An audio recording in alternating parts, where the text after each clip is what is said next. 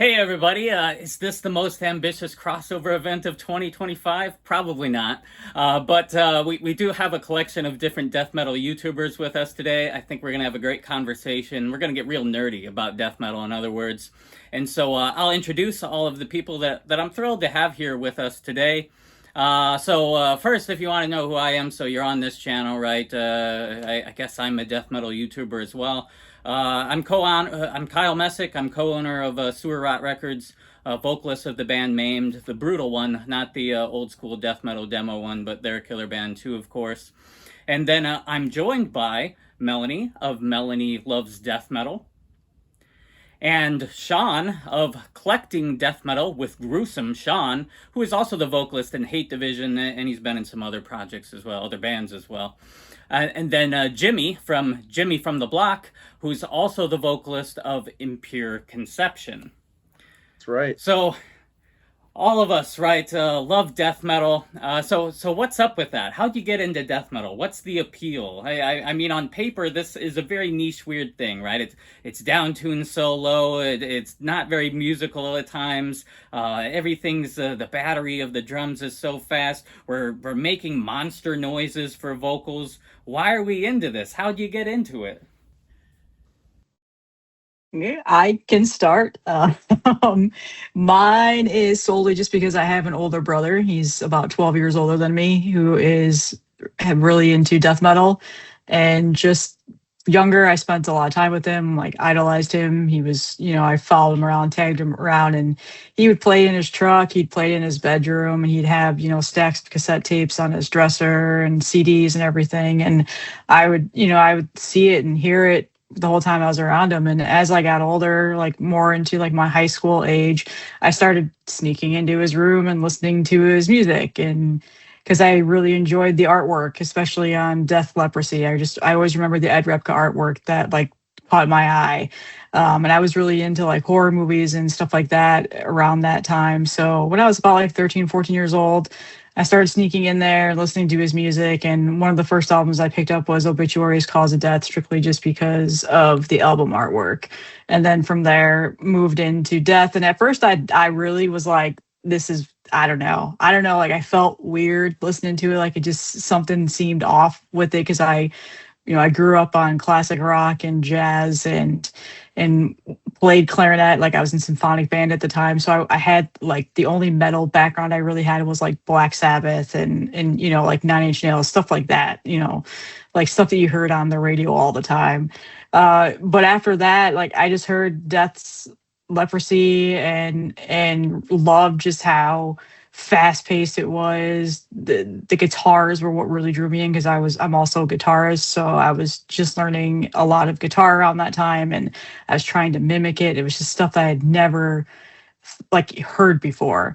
And so from there, I just, I segued into like a little bit more extreme, like Cannibal Corpse, and just it was a pretty slow progression all throughout my teenage and high school years. And then after the first time I ever heard like anything past the Cannibal Corpse or like started digging into more underground stuff and going to shows and getting like, CDs handed to me by random, underground bands, stuff like that. I got the internet and started diving into like message boards. And I remember like Ken's Death Metal Crypt had like a message board a really long time ago. It was like Ken's Crypt or something like that. And I randomly found it and just like started listening to like Dying Fetus and getting into all of those like relapse bands, Suffocation and everything. So it was very much a slow progression, but it was heavily because of my brother. Yeah. Yeah, I love that idea of death metal being passed on through the family too, right? And maybe we see this in, or we see some of these family photos of like Indonesian families where it seems to be a multi-generational thing.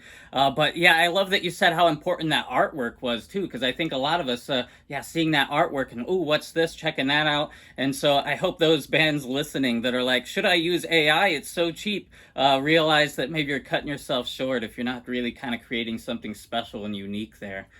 Who would like to share next? It's all you, Sean. It's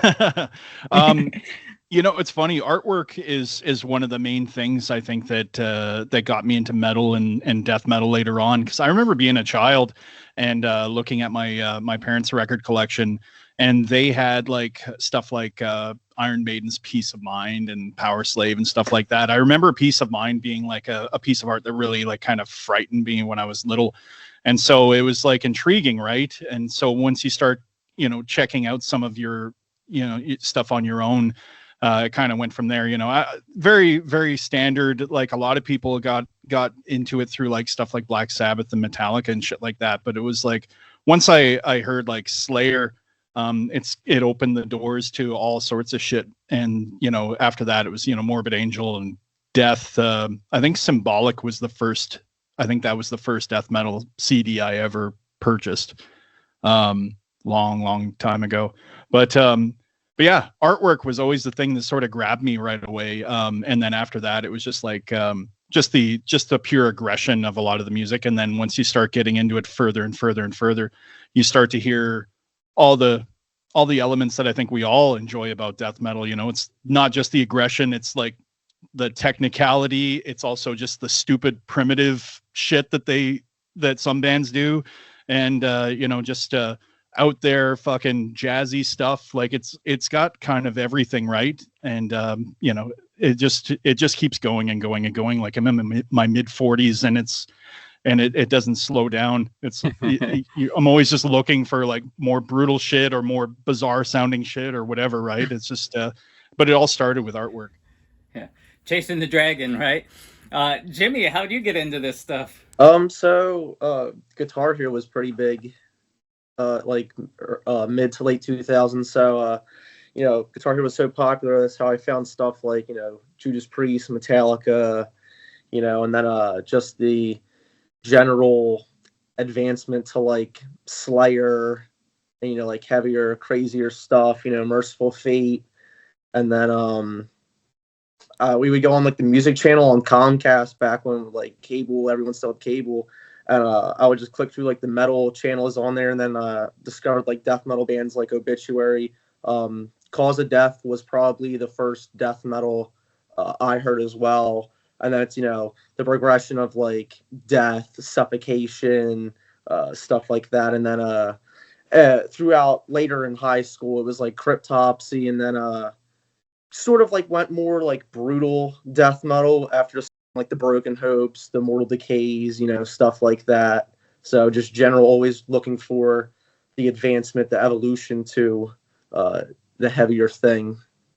Yeah, for me, I feel like I was always really connecting kind of the dark side of music. So maybe childhood wasn't the smoothest kind of thing for me. And so I think I just immediately was connecting to a lot of darker stuff. And so, you know, first I just heard kind of mainstreamy stuff like White Zombie, maybe some Manson, and I loved that darkness.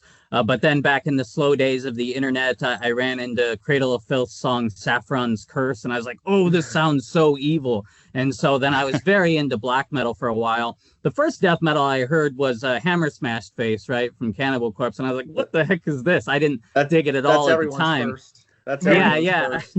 So yeah, now Ace I love Ventura. that song. Yeah, in Ace Ventura. So it was actually a friend that played it for me, but I did see Ace Ventura growing up as well. But then going back to this artwork idea too. So maybe I was starting to get over that angsty black metal kind of period and was looking for something more intense. And just going through like CD stores back when those were a thing, going through Tower Records and just seeing some of the artworks, right? So some of the first CDs that I bought. So this was when, and this ages me, right? But when Bloodbath's Breeding Death first came out, and there's like a fetus dancing on the stairs, and I was like, what is this? Or Exhum's Anatomy is Destiny, and it has this eye being torn open or whatever. And so, and that's how I got into Dying Fetus as well. And so, yeah, that artwork really lured me in, and I had so much fun buying both black and death metal albums just based on that artwork. And then, yeah, you go down that rabbit hole. And now I don't listen to much black metal, and just, yeah, increasingly obsessed with both old school death metal, brutal death metal, and just a weird kind of hybrid death metal that pushes the envelope in different ways. So it's one thing to listen to this style of music, but we all take it a little bit further. We all collect this stuff too. Physical media that takes up lots of space, takes a lot of financial dedication. So what's up with that? Why are we collecting? What do you get out of this? I think. Dopamine. Oh, you go ahead, Melanie. No, go ahead. I think. I don't know. It's just. I've always been a physical media guy, especially when it comes to music. But I don't know. There's just something.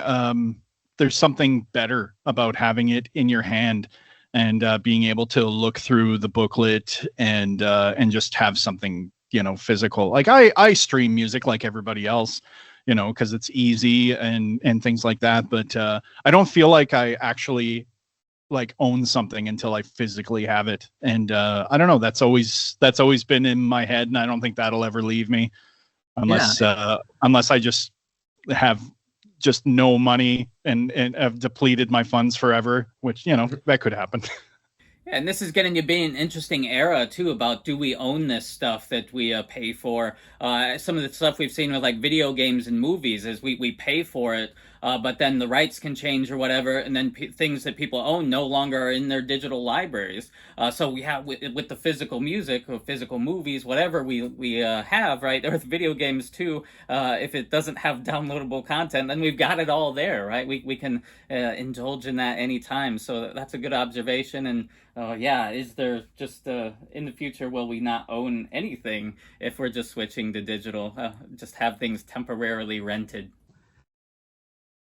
Yeah, I Makes mean, sense. for me it's just, I we didn't grow up with like streaming platforms, so we had to buy CDs or tapes at the time, and it was always blind buys too because you didn't have like YouTube or anything like that. And so that's just what I was used to. I did go streaming only for several years, and didn't collect anything until I started getting closer to, bands and labels and really understanding how streaming just does not do anything for underground death metal like at all. Like they really heavily rely on physical purchases and going to their shows and buying their merch. And so when I started getting back into like promoting bands and going to shows and doing that, that was when I, told myself I'm going to start collecting for that reason. And because like Sean said, especially with the vinyl record, like I love having the big artwork and the jackets to look through and just like, it's a piece of art at the same time. Yep. And cassettes are solely just nostalgia at this point for me. Like I have no real reason to collect them because I am fine with collecting CDs and vinyl for now, but I'd buy them just because so many of the underground labels like Sewer Rot were only pressing cassettes for such a long time. So that was really what got me back into collecting cassettes again, was for that reason.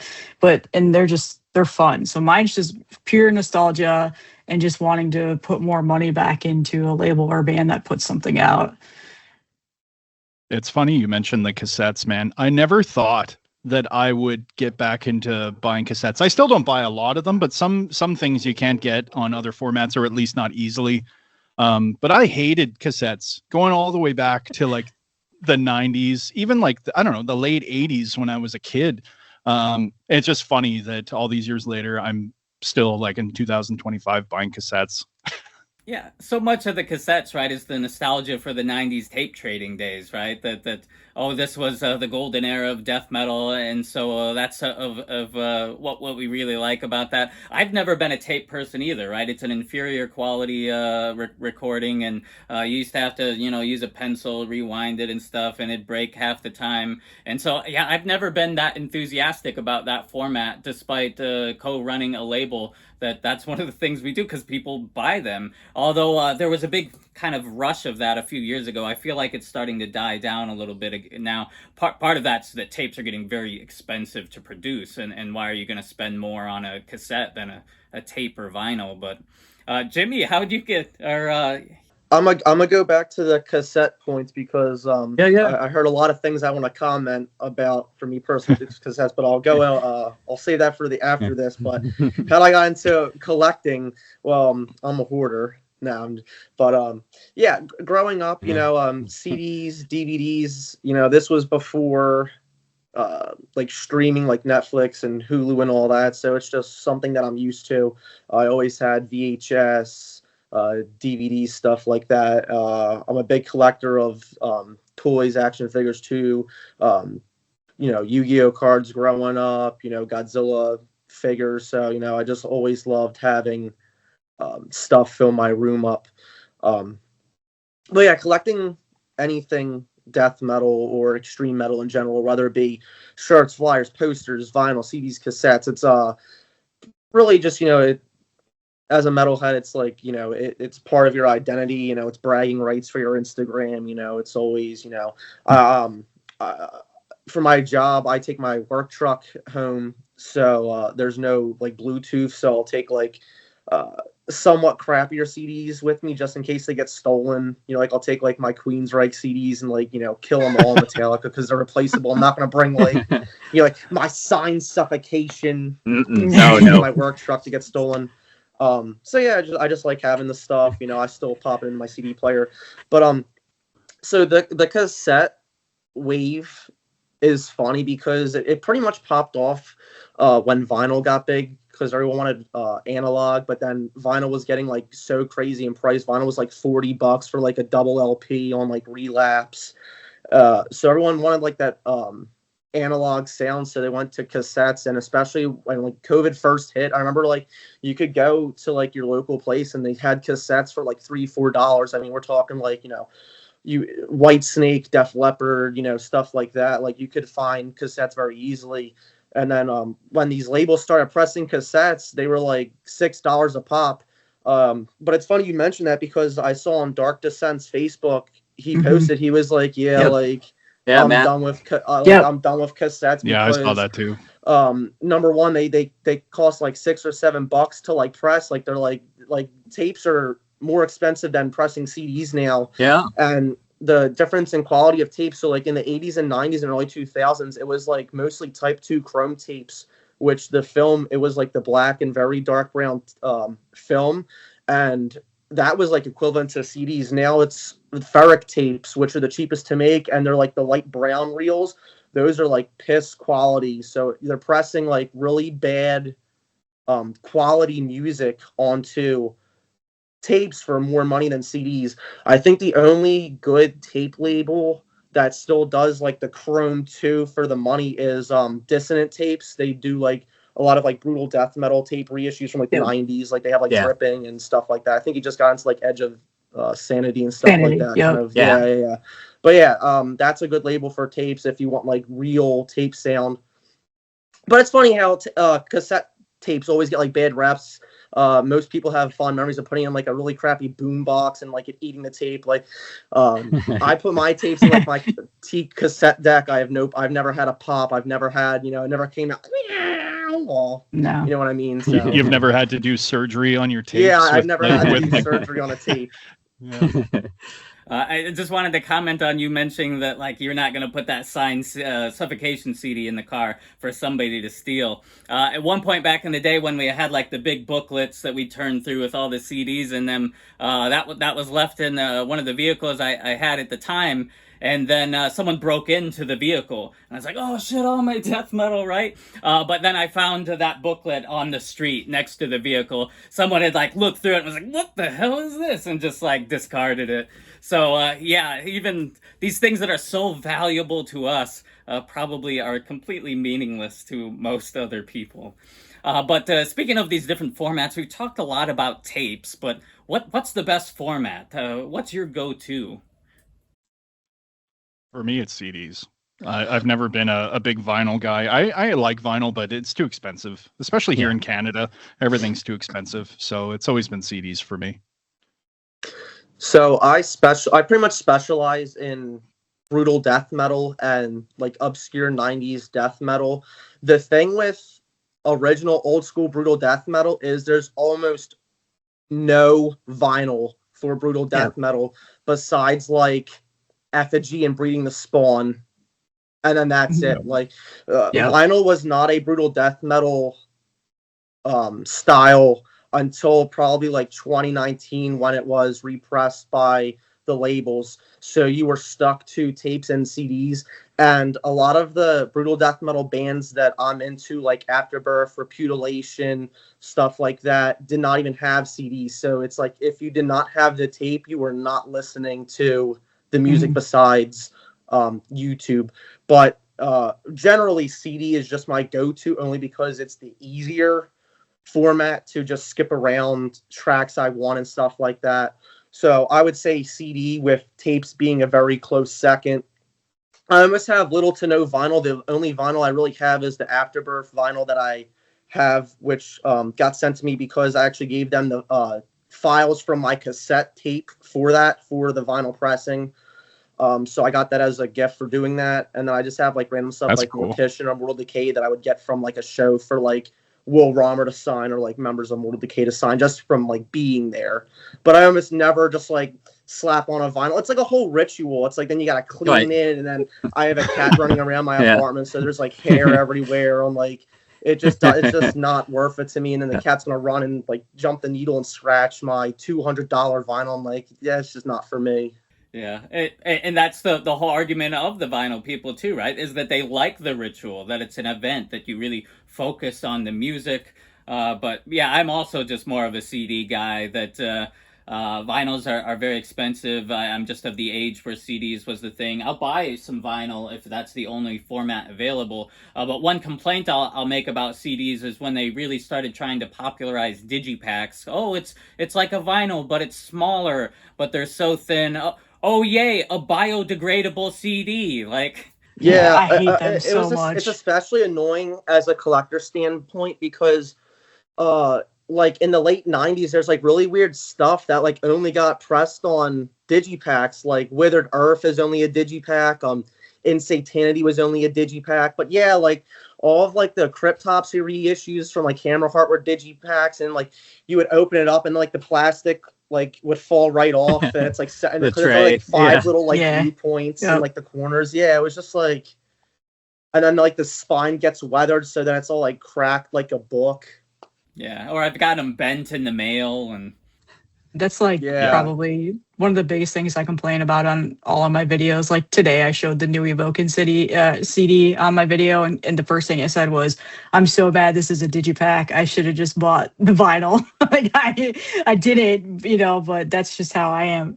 Yeah, I mean, Jimmy, it's funny that you have like such a close connection to Afterbirth, because Cody was actually like one of the first people I ever interviewed on my channel, because I'm like a mega fan of them. Yeah. And when he found that out, he's like, "Oh yeah, I'll come on."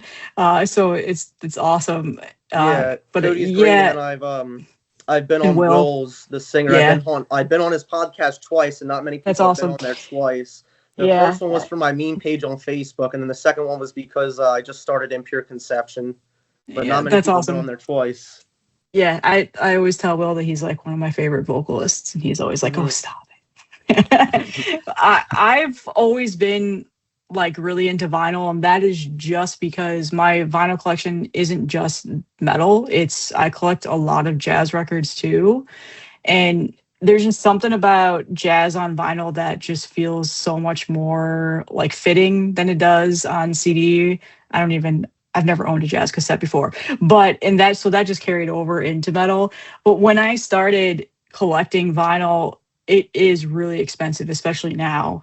And then I'm realizing that a lot of it's just digital, pressed onto wax. Like they literally just files that they used, and it's not all analog like a lot of the jazz albums that I have and stuff like that. So then I segued back into only buying cassettes for a really long time. Like I have, like, this isn't even my whole entire collection.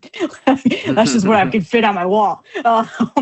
And then lately, within the last like 2 to 3 years, I've been buying a ton of CDs, and that's just because the sound is so far superior sometimes, and it's a bigger booklet, and I actually have a CD player in my car, which is crazy because it's a 2024. So Subaru must have been paying homage to us that actually still collects.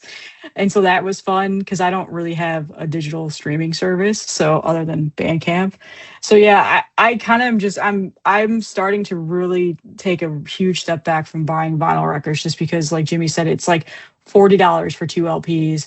With shipping, at times it's over $50, almost $60. It's kind of ridiculous with how the prices have gotten. That's a good point that you raised too. Of it's kind of like fake vinyl, because ever since like 2012, it's all just been like digital files. It's not really the true analog sound.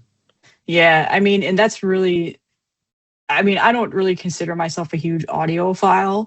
Like I'm not like one of those pretentious audiophile vinyl collectors at all by any means. I mean, I do buy some records that are like that, but when I just realized like I'm putting about $10 to $15 more into something that I can just buy like the actual original recording format, I started to like think more economically in regards to my wallet and like what I should be collecting. And Right. and it's funny because people are like, yeah, but then don't you just buy more CDs and tapes because they're cheaper? I was like, well, I'm not buying like 7 of the same album. I'm still buying the same amount that I would if it was vinyl, but it's actually saving me money now. Yeah, it's fine. I did a video like a little while back about like the cheapest CDs and vinyl and cassettes on the market. I think the only label that has like reasonably cheap vinyl is Relapse, and it's probably like $19 to $20 for just like the generic stuff like Suffocation, Dying Fetus, Mortician, Incantation. So it's like beginner, like it's I say beginner bands for us because we're into the extreme stuff, but like anyone getting into the more extreme death metal styles, like that's like a really good place to like get like the big names of like extreme death metal for relatively cheap. Yeah, one of the tricky things about that vinyl versus CD debate too is I don't know if you all know that, but it depends on what format it was mastered for. If you take like a CD master and put it on vinyl, it's probably not going to sound good. So you often need a separate master for the vinyl, and then you can have that warm, ideal kind of a sound for it. But yeah, if we just Earache does that with like Napalm Death, like they get like the full dynamic, like they have like Morbid Angel, like the full dynamic pressing. Yeah, I mean, there's a lot of issues with earache, but yeah, that's one of the things that they've specialized in is saying that they've. I got a Brutal Truth shirt and I like watched it once and it just like fell apart. Yeah, I mean, yeah, they do a lot of things like not paying bands historically too, but and one other thing I'll mention about those digipacks too. One thing I'll say is I do like digibooks when you get that really nice firm. It's got the cover of a book. I think that's a nice format, but also the cost of this stuff. So that the price of CDs keeps going up. That's getting it's not going up for consumers too much, but it's going up on the pressing its side. So that's difficult. But you'll still see labels like Comatose and Severed putting out new releases for $10.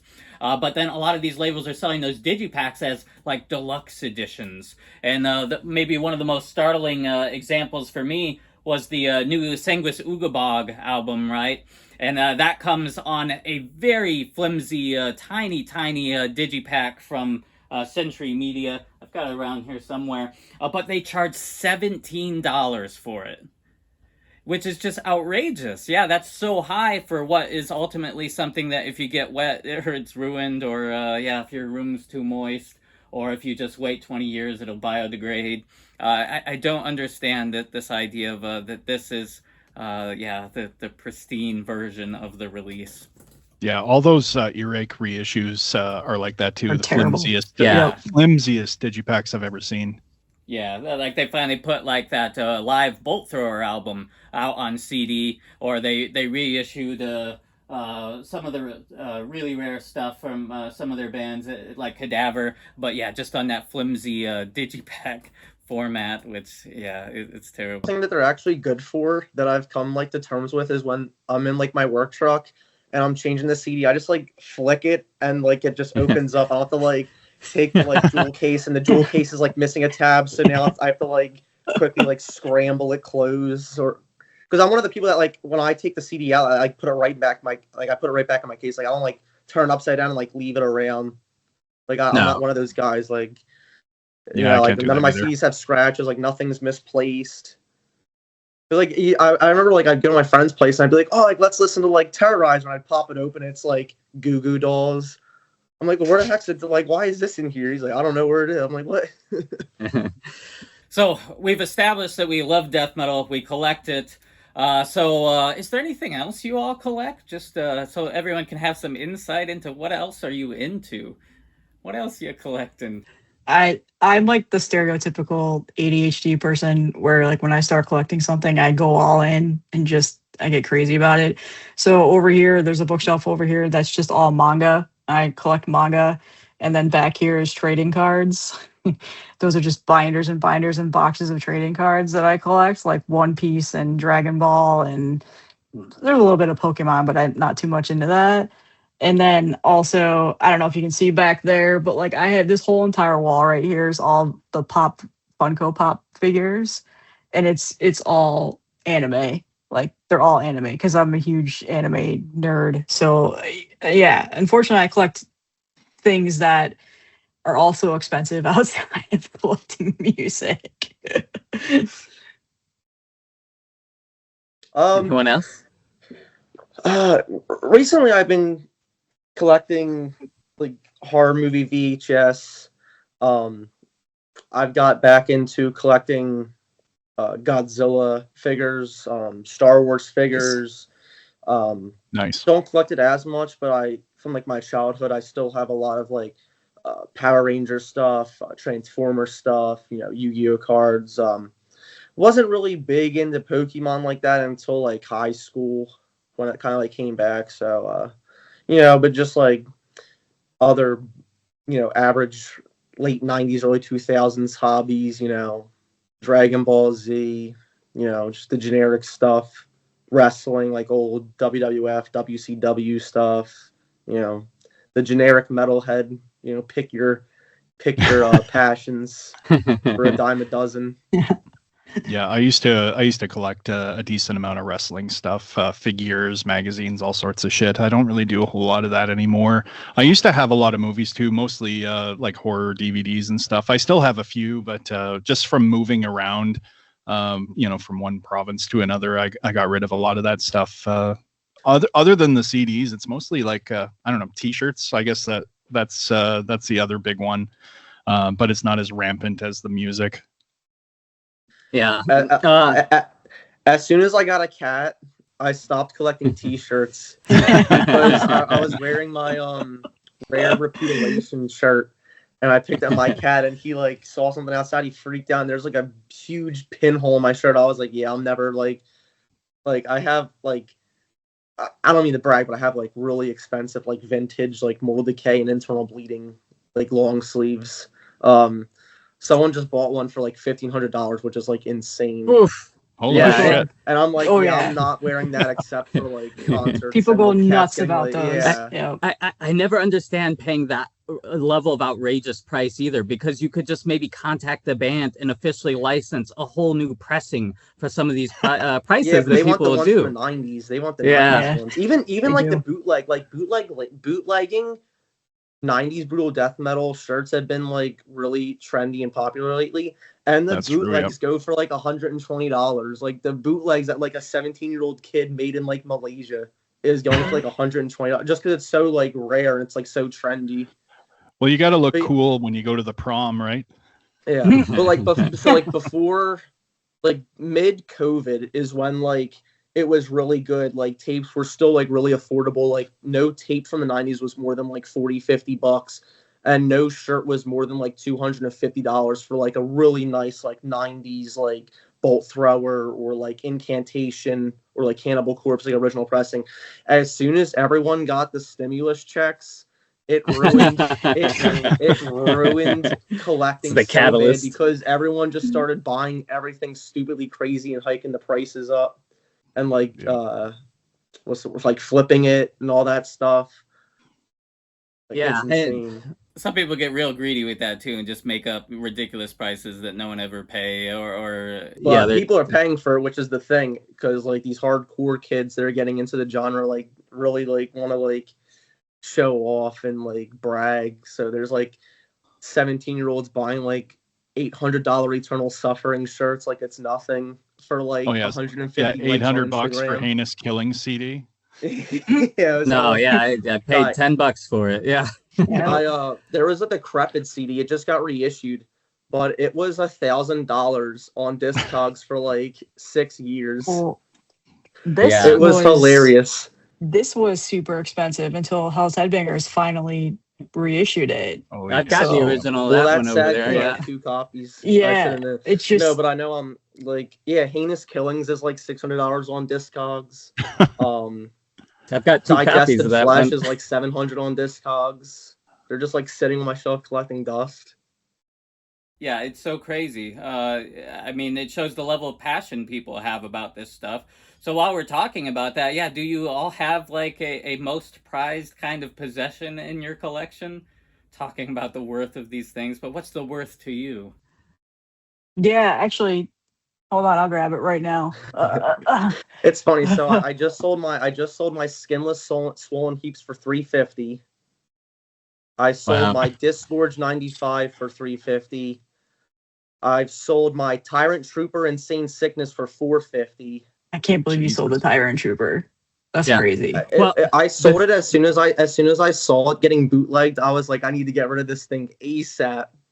The thing is about some of these too is how artificial these shortages are. So, for example, Tyrant Trooper, it's largely because the band didn't distribute them. There's still copies of that sitting in the band's closet, and that's how I got one. I asked them, and I had to really kind of pester them for it, but I got one of the original copies, and that's also why maybe it hasn't been reissued either. Is it's not a priority for them. If you can talk them into it and really kind of push them into it, a lot of these things can come back out. But you know, they haven't touched this stuff in 20 years, so what do they care about it? Yeah, but I mean, if we're talking like actual prized possessions, I can think of probably two. The first one is Mortal Decay's Brutalizing Creations on cassette, but I have the original like red cover that was before the official cover because they didn't even have them out yet.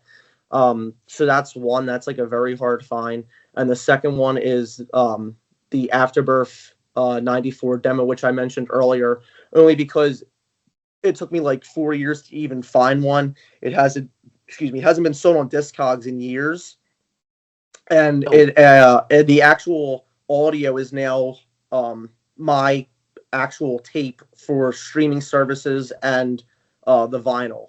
So to me, that's like a personal attachment to it, with especially with its rarity. And my band name even comes from the second track, which is Impure Conception from that demo. Yeah. True, yeah. Yeah, mine is, this was actually a gift that was given to me. So Mark Riddick has donated a lot of stuff to my channel for like giveaways, and he did artwork for me and everything, and just, you know, so he randomly sent me a package one day of all of these art prints. The original Afterbirth print that he did, he sent me that, so I have that. Still have to like specially frame it, and in there was an original Malevolent Creation Retribution US pressing, and then 10 Commandments too, because he knows that this is like one of my all-time favorite albums, and I had been hunting this particular cassette but did not want to spend the money that it was going on Discogs. So he just sent it to me. He's like, you know what, I got other copies, like you'll enjoy this more. I can't remember the last time, and it's like in immaculate condition, like maybe played a couple of times, other than just, you know, the case being old and worn. So I was like, well, that's never leaving my collection. That's like just so yeah. I always consider this to be the prized possession, and then generally I have the original Rotrevor demo that I got, and I like that's like one of the first like demos that I ever got was actually like a legit demo, not bootlegged or anything like that. So that's the other one that I consider like my prized possession of my collection. That's awesome. I don't really think of things in my collection as like there's certain things I like more than others, but I don't really have like stuff that I would call like prized possessions. It's funny you mentioned Malevolent Creation. I do have an original press of the 10 Commandments, and that's one that kind of sticks out, where I got that, I don't know, a few years ago, and it was like so fucking cheap from a guy off of Facebook. I got it for like $11 or something, and I was like, holy shit, this is like OG press. Stuff like that is kind of cool, but I don't really think about that kind of shit too often. I've never been one to fall into the like paying a lot for like OG presses and stuff like that. Like it's funny you mentioned earlier getting stuff stolen out of your car. Earlier this year, I was driving to work and I was listening to, I have like another kind of rare one now is Monstrosity's Imperial Doom. I was listening to that on the way to work. And and I think I posted it on Instagram, and a friend of mine is like, you better take that out of your car, somebody might take it. That's like a few $100s. I was like, shit, really? I was like, okay. And I was like, well, nobody at my work's gonna even know what the fuck this is. But I thought about it the entire time, and I was like, okay, I better take it inside and put it in my bag. Yeah. It's so weird too that like a lot of the things that maybe we bought for ordinary prices a few years go by, and you don't even know what's like ultra valuable to other people at some point. The things you pay $10 for now go for hundreds or something. And I'm kind of like you too. I don't really know what my top things are. Things maybe with special memories, like I have a print of Effigy of the Forgotten's cover that I met Dan Seagrave and he signed that. I can visibly see that, and so maybe that comes to mind more easily. But it's hard for me to kind of like list. I've got a lot of rare stuff. What's the most important to me? Or lately, I've been very proud of my South Korean death metal collection. All of that stuff's so hard to get, and I've got quite a bit of it because I spent a lot of time there physically going to people and trying to track it down. Might be going back there this May too, if all goes well. But yeah, I don't know. And in terms of what I collect outside of death metal too, right now I just try to focus on collecting death metal CDs, and that's it, right? I've got the like 8,000 CDs in here. I don't have space to collect anything else or money. I've got instruments in here too, a bunch of basses. But I still have stuff that I used to collect. So I've got a closet over here, and it's filled with like miniature gaming stuff. So like stuff like Warhammer and Heroescape and Mage Knight. And I still have some different horror movies. Some of that stuff's kind of rare now too. And I've got a number of instruments. But yeah, I try to only stick to the CDs now because it's not feasible to collect more things, I feel. Yeah, it's funny you say that because when I first started collecting in high school, like really collecting, it was like all these genres, like I mentioned, like Merciful Fate and stuff like that. And then once I got into really like collecting brutal death metal, that's when I started like selling like my Amorphous CDs, like my Dismember CDs, my Grave Unleashed, like just like kind of like make priority on my shelf for like the brutal death metal that I was collecting. And it's funny you say like I don't really think about like my rare stuff either, because I've gotten to the point where like I guess it's like the collecting death metal fatigue, where when you first get those like first few like rare CDs that are like $30-$40, like any CD that's like $20 to $40, it's like, oh my god, like I just got a first pressing of like Breeding the Spawn, like this is insane. And then it gets to the point where like you just get like 2 packages of like $80 CDs, and they just like, oh, like Instagram picture right on the shelf. Like I don't even think I've like listened to like some that are like $90, $100 that I've gotten just like. Yeah, it used to be more of it gets to a fatigue where like you start to not appreciate like the amount of like rare stuff. It all just kind of blends in, where like when you first start collecting, it's like, dude, I have like these 5 rare like OG like 90 CDs. Now it's like, dude, like all my like 500 things in here from the 90s, like poison. Couldn't even list them at this point. So how do you like the YouTube format for this discussion of all of this? How did you get to the point where you're like, okay, I love this thing, death metal, so much that I'm going to start to tell other people about death metal? What's going on here? Why do you do that? What do you get out of it? For me, I spent years and years and years playing in bands. I've been a vocalist in death metal bands going back to 2002, 2001, I forget.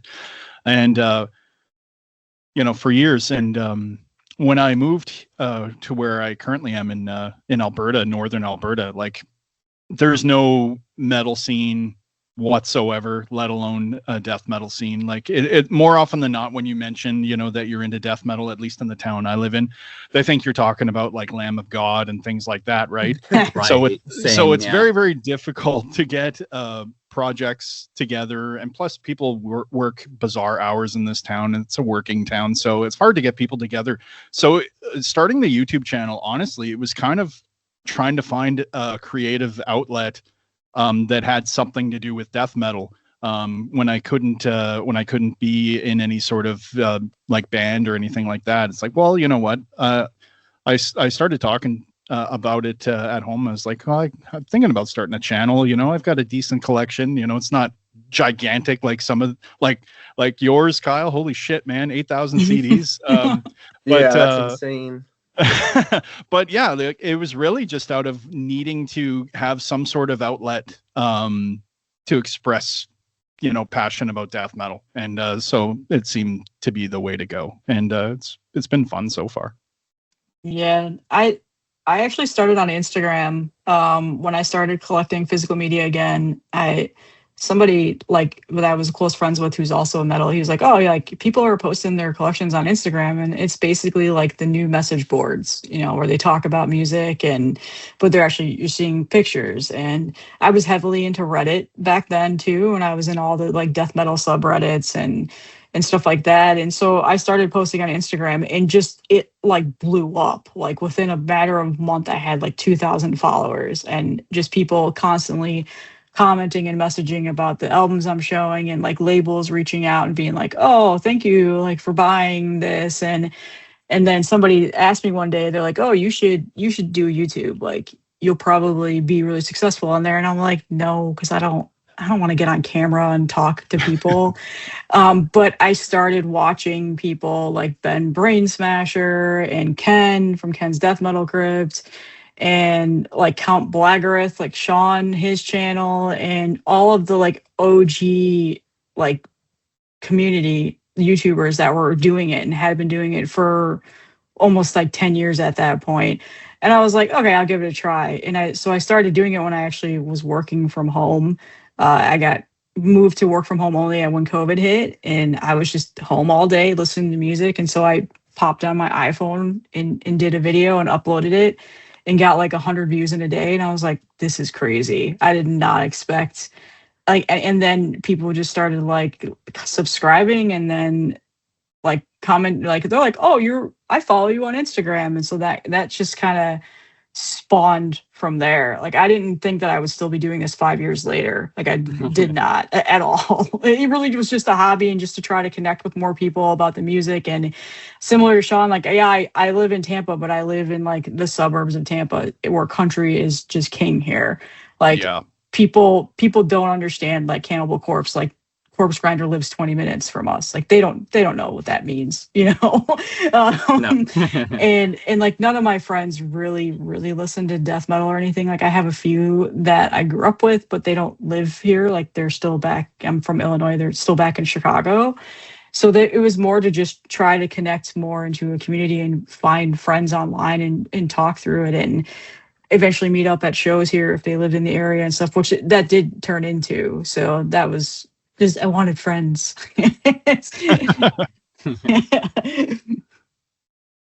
So in high school, I would always watch metal YouTube. Like you had a lot of like the classic mainstay like namestays back then, like Infidel Amsterdam, J Hall Films, Wyatt X Him, Infidel Amsterdam.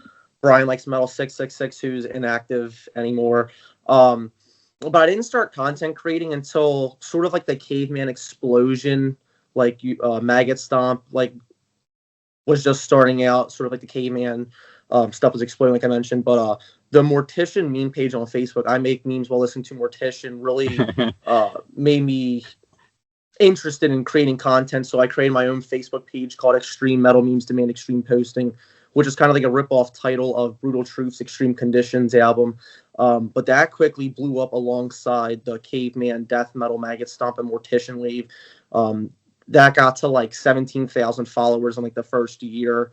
It's currently almost at 34,000 followers now.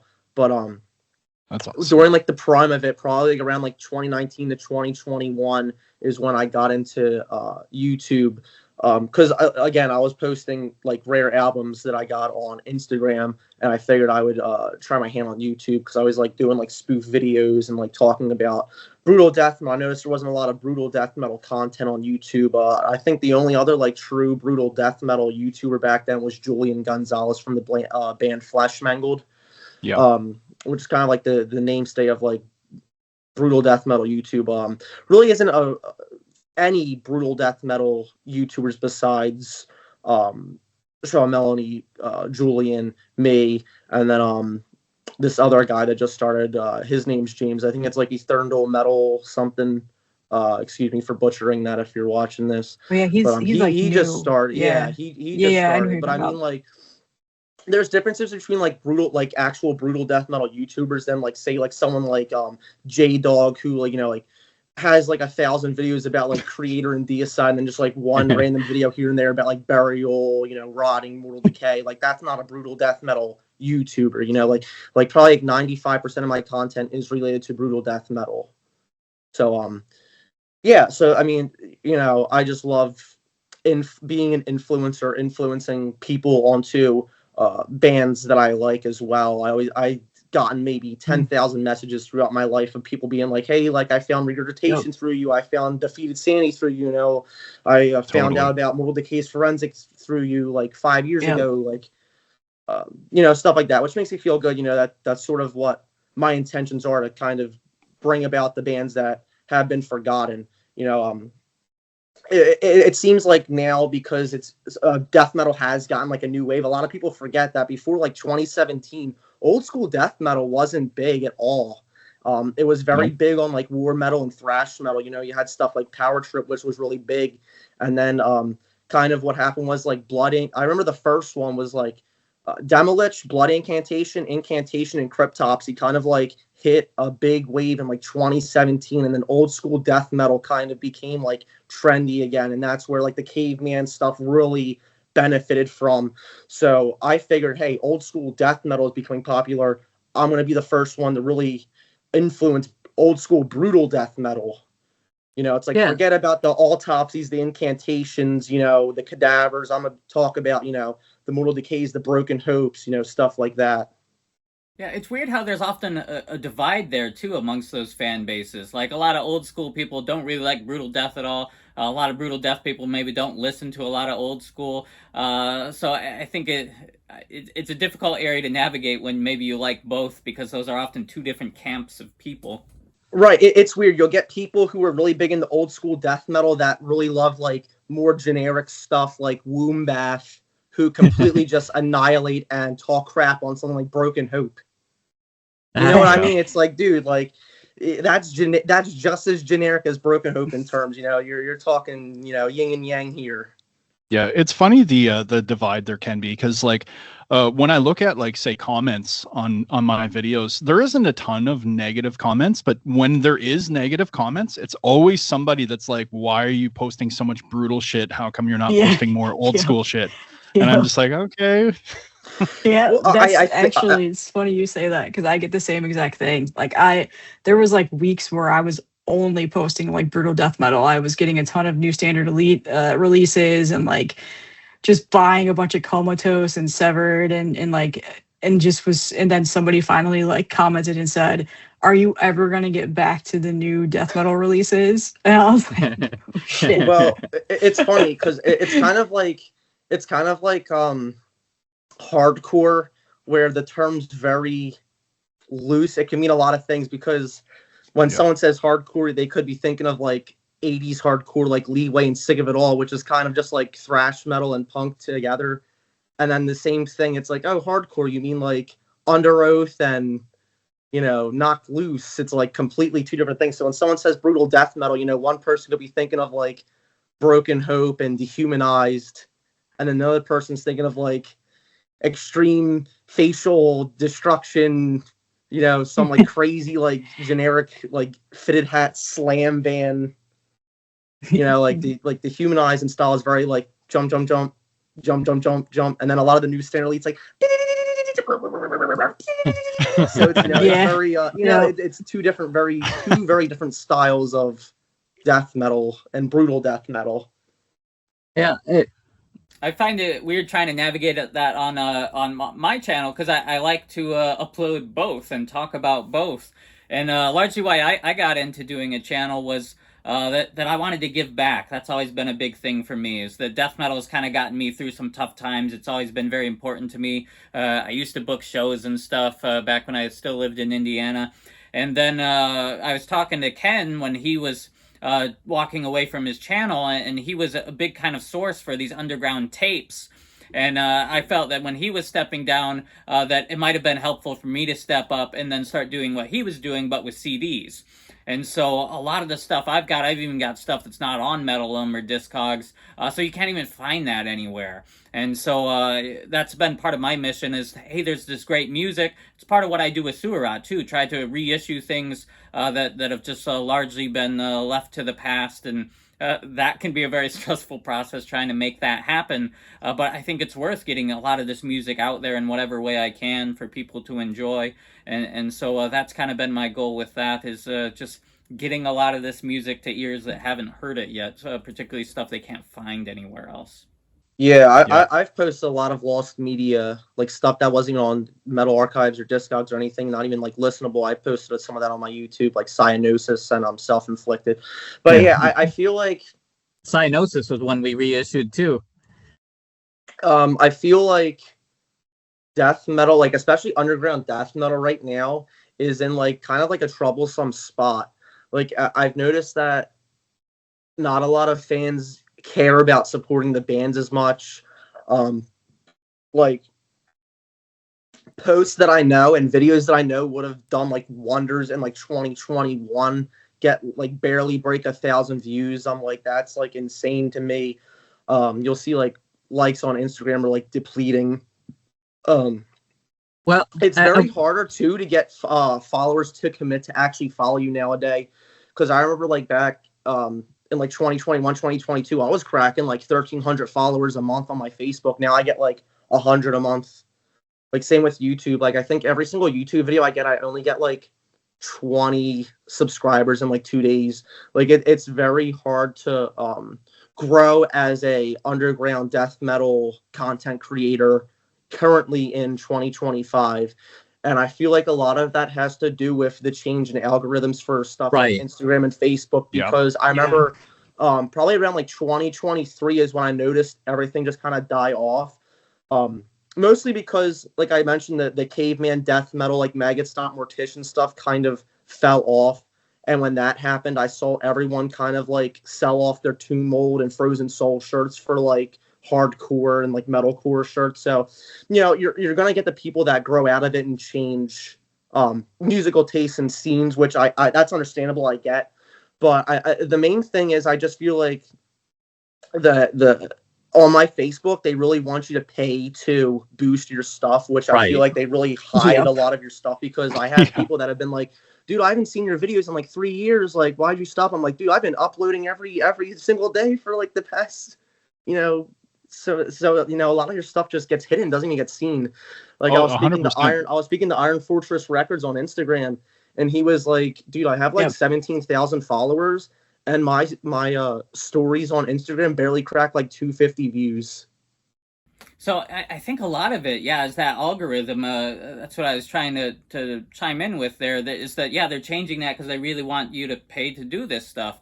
And I found just recently, like for a while there, I was getting like thousands of views on everything I put up, and then just the very next week, just consistently a tiny fraction of that. And like, my content didn't suddenly get much worse, right? It's that. And a lot of people have reported this when you look at different YouTube channels and Google that stuff on Reddit. And I feel like this has a lot to do with people just getting out of death metal and leaving content creating, especially people like Ken's Death Metal Crypt, who, you know, just blows up in numbers, has like the craziest death metal collection in the world. And you know, his videos go from like 10,000 views, then he's like going to like 300 views. It's like, guys, like, you know, I'm out of here. Like, I just can't do it. You know, like you just spend, you know, 2 hours filming, recording, editing, and it's just like, it doesn't even get seen. And it's frustrating as a content creator. One of the ways that we... Oh, yeah, go ahead. Oh, I was going to say, I'm usually happy like when my video gets like 200 views.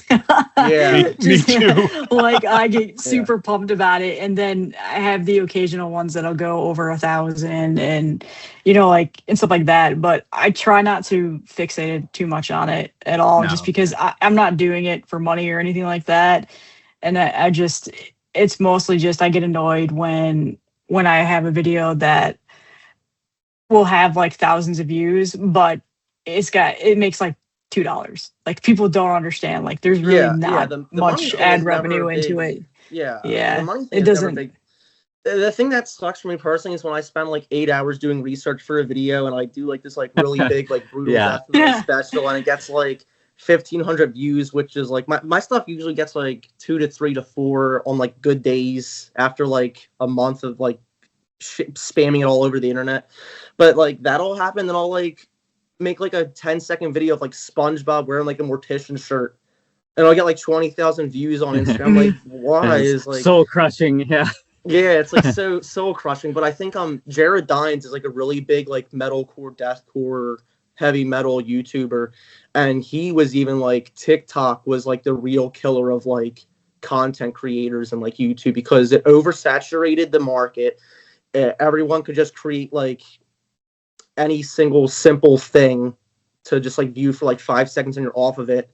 So we've came to a society and our brains are now hardwired because of like TikTok and like Instagram to just like continuously flick up with our thumb. Like we want like really cheap ADHD content like really, really fast instead of like people like back in the days like old YouTube like, oh, like it's Friday night, like new J-Hall film video, like dude, have you seen the new J-Hall film? Like, you know what I mean? Like back in the day, like your videos actually like really were like cemented classics. Now no one like rewatches your videos after like 3 or 4 days. Whereas back in the day, I felt myself always revisiting like 3-year-old videos, 5-year-old videos, stuff like that. Yeah. So one of the ways that we have seen kind of some metal YouTubers explode lately is by talking about some of these controversial issues about racism in metal or misogyny in metal or whatever. I mean, that's certainly one example. But how do we feel about that sort of stuff? Is that a way that we should be using this platform? I mean, when we look at the history of death metal, when we look at all those big death metal bands too, if you look back to the 90s, they pretty much all of them did some problematic sort of stuff. Should we have this part of the dialogue? How do you feel about all that stuff? So I know exactly what video you're talking about. I myself did not even bother to watch it because I just didn't feel a need to, because I think it's just foolish to say that for heavy metal, because you're not going to do anything to these legacy bands. Like I know he like tried canceling Master. Like these 50-year-old people do not care what you say about Master. You know, no one's going to sell off their 1990 album from Master. No one cares. It's the only thing it did was make his name attached to Relapse and make the Rip to Shreds, whatever. I think that's his name. All it did was make people say, okay, I'm not going to like listen to that band. Like, I don't care about that band anymore. I'm just going to stick to Master. All his views, I mean, he got like 80,000 views at this point. I think it was at like 10,000 views for a while before it exploded from these metal guys. His channel went up about like 2,000 to 3,000 subscribers. The rest of his channels are still the gore grind videos that he does. They still get 2,000 to 7,000 views, which is normal for him. It really just did nothing because the people that even I feel like a lot of the people that click on that and viewed it don't even like listen to his normal stuff like gore grind. They're just trying to see what the clickbait was about. So right. Yeah. What can we get angry about? Yeah. I think. Go ahead, Melanie. Oh, I was gonna say it's not something I particularly would do for my channel. Like it's just not something I'm comfortable, really spending a lot of time on it. Mostly that's just because I just don't want to deal with what potentially would come after that. Right. That's really the only reason why.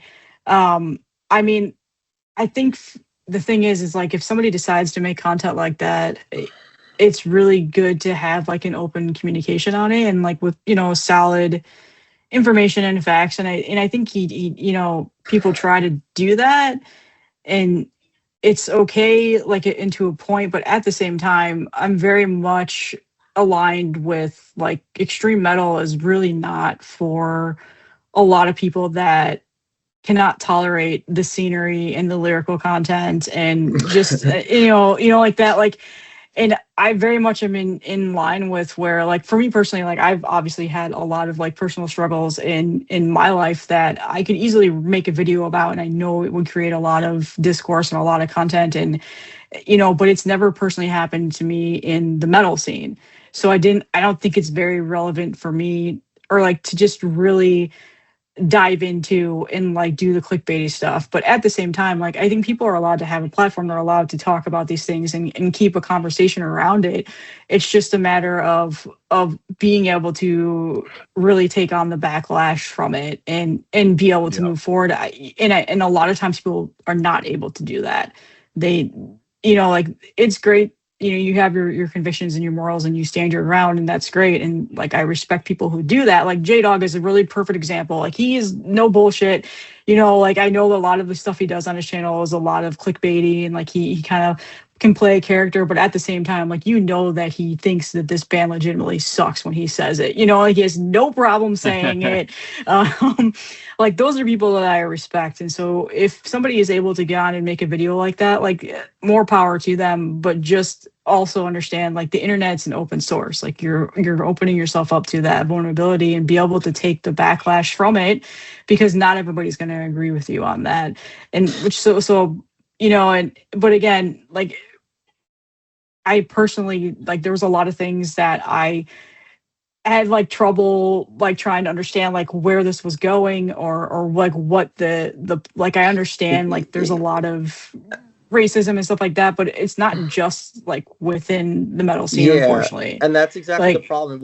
It wasn't like the video was like, hey, there's like a little like racism in this and it's a problem, but they're still like cool and people in the scene, and the scene does have positive. It was like, white people suck, kind of thing. Well, it was kind of like if the video was like, NASCAR is full of fat redneck white people. It was like, what does that do for like that does nothing constructive to anything, and that's pretty much what it was. Yeah, some more nuance could have helped. Yeah, because I mean, he's not a historian, right? He shared some views. I think a lot of it legitimate, but yeah, some of it probably designed to poke at the bear a little bit, right? But Sean, did you have any thoughts on this? Yeah, I think well, Melanie mentioned like people should be able to have a platform and stuff like that. Like I agree. I think people can post whatever they want to post.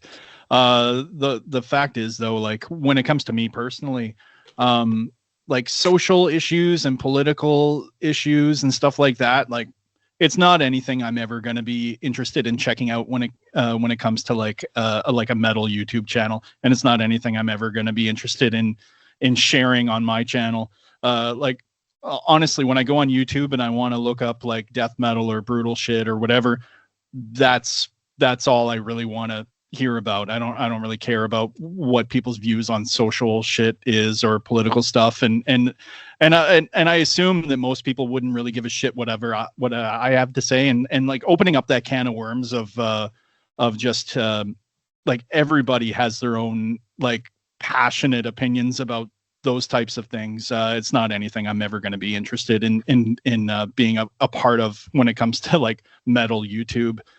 But again, like I said, people can post whatever they want. Just I won't be a part of it. So yeah, I mean, I was gonna say just one more thing. Just the biggest thing, like a lot of this is really just me being able to escape from a lot of the bullshit that goes on like in the world right now. Like right. The social issues and like all of the stuff that's going on like within our government and all that stuff. Like I really cannot, like, it's just a nice way of being able to kind of put the blinders on and just come into like a passion and a hobby that I have that really like takes you away from that and disassociate that from that. I know it sounds so like people get really upset when I say like, they're like, oh, you're so not with it and like you're not an ally, and like I'm like, but at the same time it's like I am a fairly political person outside of this, but it's personal and it's things that I don't think will do anything for me personally if I were to bring it into my YouTube channel. Like it's never been the point of this, and I do it in other ways, like I don't need to bring it into like every single aspect of what I'm doing in my life. That's pretty much just where I've stood on that.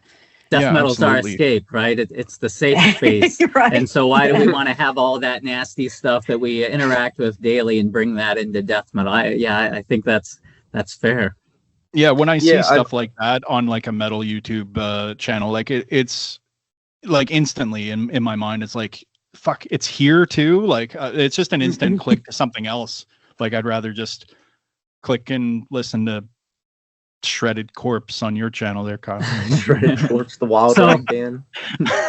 So I think it might be worth acknowledging, though, as we're talking about this and maybe this broader dialogue about racism in metal, that we're all largely coming, I think, from a white demographic background, right? So I think there's certainly room to maybe be more inclusive for other individuals, and there's value in hearing some of those stories. But yeah, some nuance is helpful. I think there's room for that, right, to be more inclusive. I mentioned like going to Korea, right, and they would tell me that, you know, these guys are all Korean, maybe they've got some Japanese members, and then their YouTube videos would be like, oh, there shouldn't be Asians in metal or whatever. There is some of that stuff going on, and I think it's maybe worth acknowledging that. But what I'm curious to hear is like, where do we so that's one thing, to get on a soapbox and try to fix these problems. We know in broader culture, politically, right, that doesn't work, to, you know, just yell at people on the internet, confirmation bias and all these different things. We don't really listen to the other. We don't take the perspective of the other. But I'm wondering where we draw the line, though, for our channels and your own personal collections. So what's okay to own? What's not okay to own? Do you talk about like a band like Disma? Do you own stuff like that? Or taking it a step further, what about a band like Argoslent? Will you talk about a band like that on your channel? Will you own that stuff? Where you wear shirts by some of these bands? So where are you at in terms of that sort of? Where do you draw the line? So it's funny. So, but it's like for diversity. So I actually have a channel on my video. It's top 10 black people in death metal, and it's not even like a parody thing where it's just like, oh, like black people. Like I'm like, you know, like there was the drummer from Dying Fetus who was very influential. You have you know, like Half of Suffocation, which was very influential for the New York death metal sound. For sure. Stuff like Ex Mortis, like 1989 death metal, Horror of Horrors. You know, stuff like Time Ghoul, like very influential band members. You know, like I have stuff like Napalm Death, like Utopia Banished. I literally have it on my wall. One of like the biggest hippie leftists, like I get like Antifa type bands. Both or two are like that. And I pretty much fundamentally disagree with a big chunk of Napalm Death's lyrics and everything. Like I'm way more right leaning than I am left leaning, but I relate to Napalm Death because of the extreme music. So I like I said, like I love Napalm Death. Do I agree with 90% of the things that their music's about? No, but I love Napalm Death because of the extreme music that I really resonate with as a death metal fan. But talking about like NS stuff, I think it comes with the territory of like, I'm not saying that I approve of it, but I also understand what it is and why it is the way it is. Like I said, it comes with the territory. Like if you're into stuff like gore grind, like Disgorge from Mexico, you know, stuff like Reinfection, you're going to see nasty, like gruesome covers, which a lot of people would find just as disturbing as like racism or like even satanic imagery in metal. And metal, especially black metal, is a very dark and evil genre of music. So it only makes sense that it goes to the most pure, extreme darkness, evil side of that, which is the how do I say this for YouTube? Like NS, I guess I would say like sketch. I'll use the word sketch for the sketch side. Although I don't agree with it, and I wouldn't say I totally accept it, I understand that it comes with the territory. Like I mentioned before, if I go to a NASCAR arena, I understand that I'm going to see redneck beer drinking, like what's like a politically correct word, like butch, like all the real, like, you know what I mean? Like I understand, like that's what I'm okay with that. I have a lot of trans followers on my Instagram and YouTube, which I'm totally cool with. I always say, you know, my channel is welcome to that side of the scene. Like if a trans person came up to me at my show, if they bought a ticket to an Impure Conception show, I'd take a picture, I'd be friendly, because the metal show is not a place for hate. It's not a place where politics would be getting talked. Like so I just got married, and my wife had 3 of her trans friends at my thing, and I was very cool and understanding, because this stuff is new to me. Like I grew up in Philly, Sure. sort of like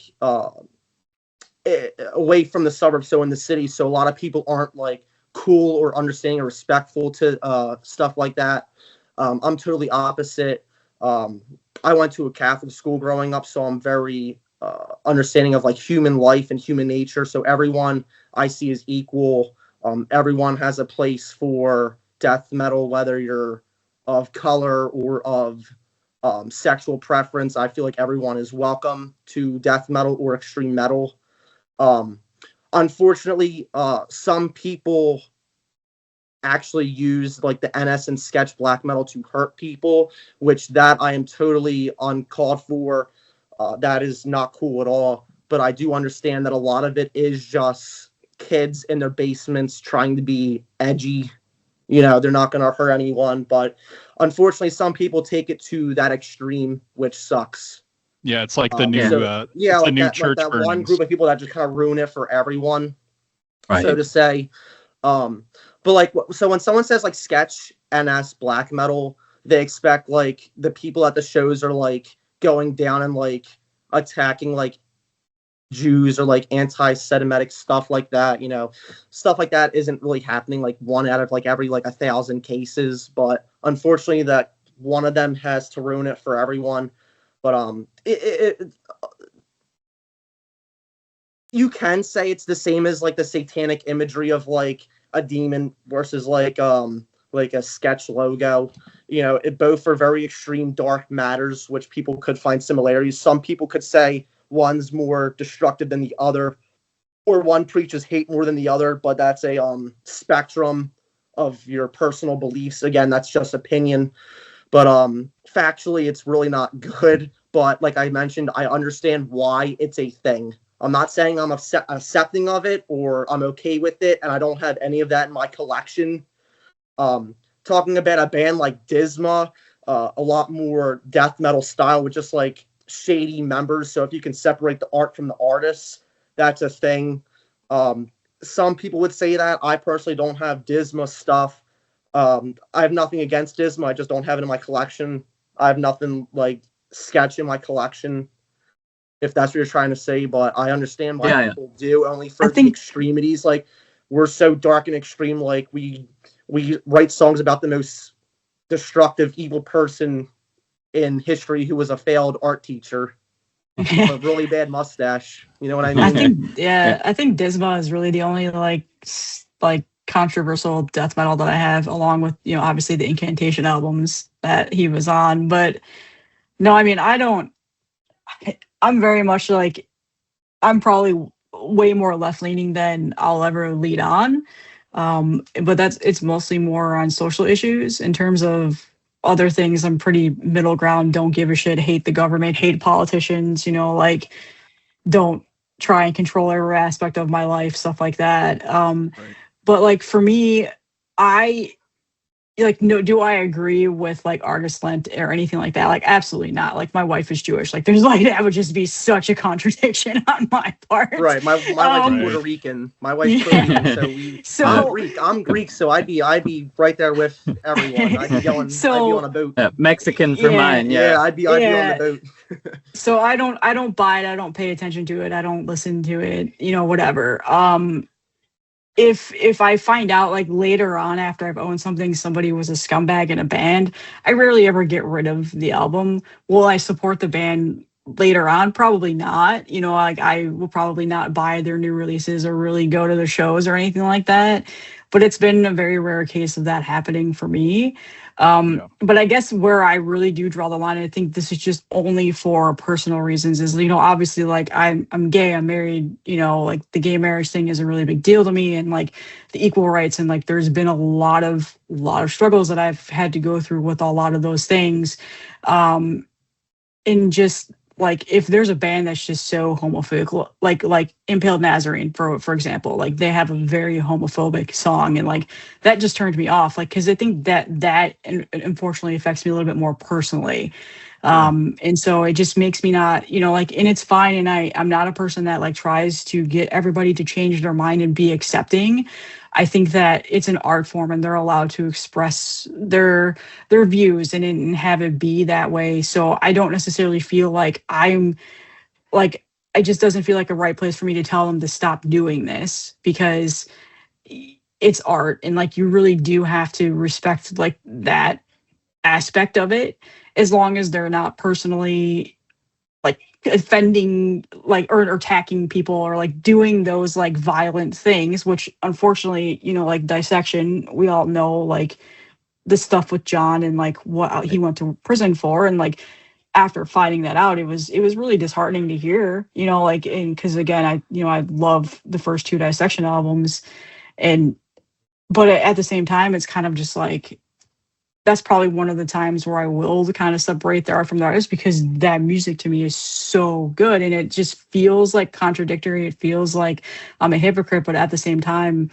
there's an artistry to it that I'm appreciating.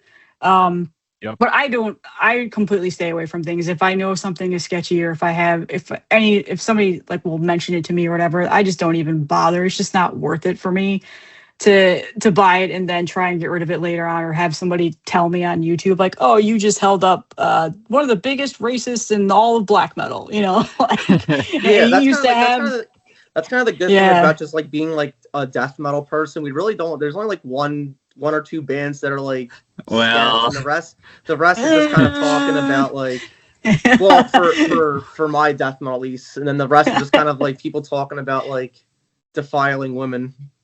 Well, I think it gets real dicey with the brutal death stuff too, because I mean, so much of that is very misogynistic, and you even have a band like Devourment that was like, you know, we were writing songs for decades about raping women, and we're actually not about raping women, so we're not writing songs about that anymore. So I will say that the sketch, not to cut you off, Sean. No, you still haven't got your turn to speak. But I will add this. So that is a thing to say for me and Sean's main style of music that we talk about for brutal death metal, old and new, the misogyny, because someone could say, you know, oh, we're just talking about Satan and the devil and, you know, like society and stuff. You guys are talking about like being so destructive to women, which is a totally fair thing to say. But again, you know, no one has a history of, you know, doing anything to women, majorly in the scene. And a lot of people are just married with kids. You know, it's all just like South Park potty humor. Yeah, that's more of a deathcore thing. It's more of a deathcore thing now. But like back in the day, stuff like, you know, mortal decay and regurgitation, malignancy, you know, stuff like that, where you always see like women in bad shape, you know, lust of decay, immortal suffering. Again, all these people are married with, you know, kids. Like I'm really good friends with Johnny Pellini from Mortal Decay, and we just went to like Applebee's the other day, and he has a daughter himself, and you know his lyrics on Forensic are like, you know, I kept her teeth to remind me of her smile. You know, he just at home, you know. Yeah. I think it's difficult with his kid. You know, it's not it's not a thing that's serious. You know, it's all just potty humor, like like a Friday the 13th movie, but in a listenable format. Instead of watching like Friday the 13th, you're listening to it through the songs. And I think it's also just like hard it's like to reading like a thriller book, like, you know, Oh, it's hard to make like it's hard to make a blanket statement about like about the content that bands are doing and their subject matter and stuff like that. You know, it's hard to just say, okay, this stuff is good and this stuff is bad. It's all really personal to a lot of people, you know, and goes along with their experiences and things like that. I think for me personally, when it comes to subject matter and the content that people are coming up with in their bands, it's all about context and intent, really. If somebody has like malicious kind of intent with what they're saying, you know, that's a pretty big turnoff. But God, like I can listen to all sorts of stuff that would be pretty offensive to a lot of people, but none of it, I for the most part, I can tell anyway, it has any sort of real like hateful intent. It's all just part of being in a death metal band. I think that's a big thing is the context and the intention. Yeah, there's a big difference between like a 15-year-old kid in his parents' bedroom making like a crappy black metal demo with like I hate gay people and like this and that, than like an actual person who like actively goes out and targets people at an event or like at a show or on the street and causes emotional or physical harm. I think there's a big difference. Yeah, and that being said, I also I could understand how someone would be just equally as offended by either one. That just goes back to how everything is personal to everybody, right? It's kind of like what crosses the line, like what is okay up to a point where it's not okay, and the stuff that's okay at times kind of crosses that line or like grows into something that is more negative than what was originally. Well, and so yeah, some of it might be exaggerated, and yeah, we're all kind of drawing that line different places, and I think it's interesting when we've got music pushing against some of these norms too. So the Brutal Death has had historically misogynistic kind of lyrics. A lot of those are just great family dudes anyway. It's just about being extreme. But then you've got bands like Emasculator, Castrator coming out trying to push against some of those norms, saying, "Hey, we're not down with that. There's room for other kind of topics in this stuff." And one thing I'll mention too, just if anyone finds it interesting, is I'm a psychologist that studies this sort of stuff too, right? How are people responding to it? And when I look at like death metal and brutal death metal, I find no relationship with misogyny. People are not more misogynistic.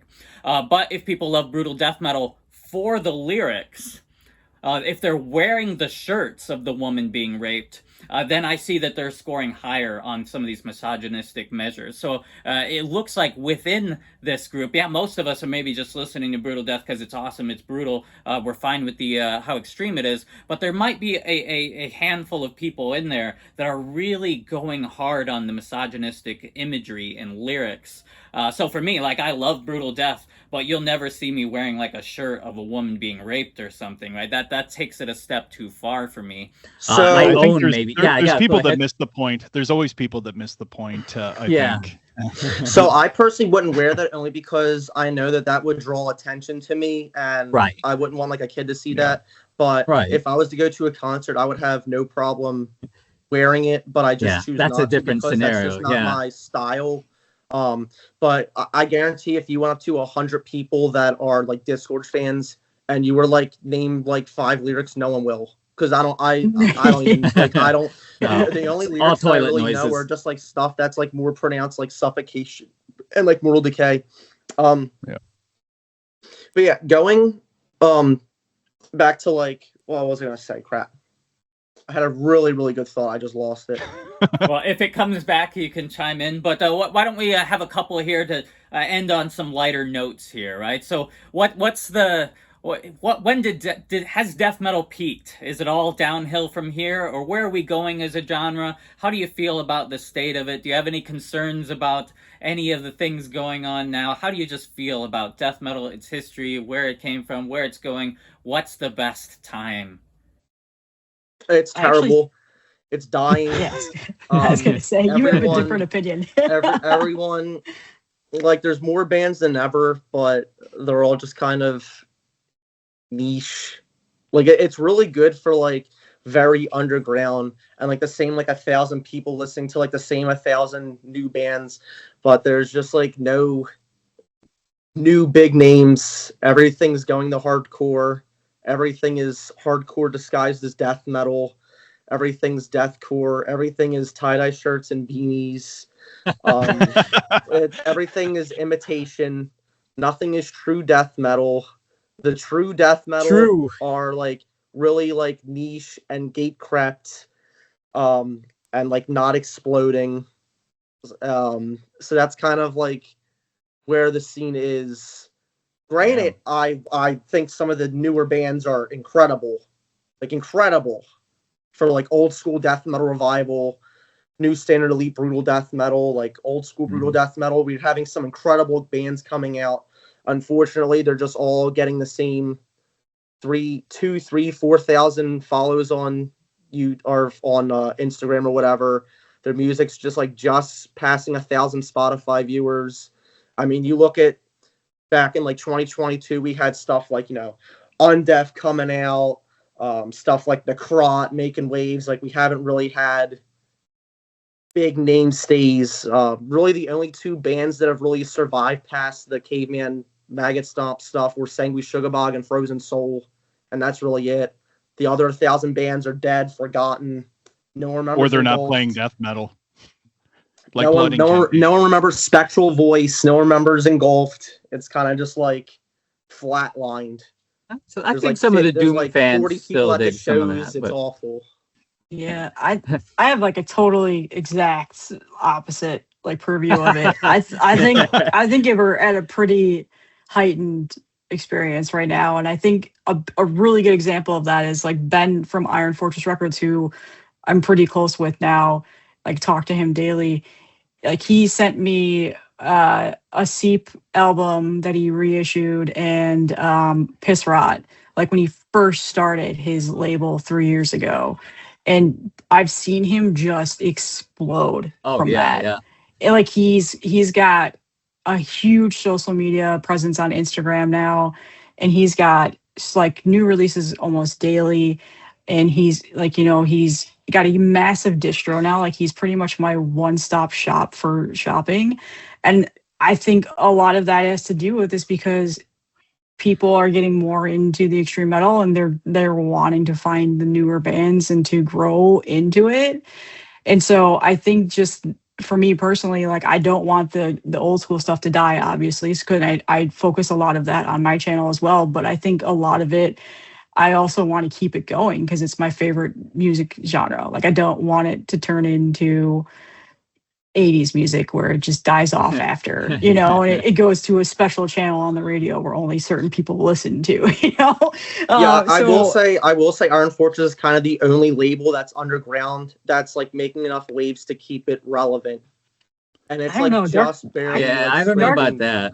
Is still there. Masako is doing great things still. Like, I think you just really gotta pay more attention to those things. Like the Sewer Rots, the Barbaric Brutalities, are like kind of like the same like thing for Iron Fortress, where it's kind of just like the only things that are still keeping those bands kind of alive.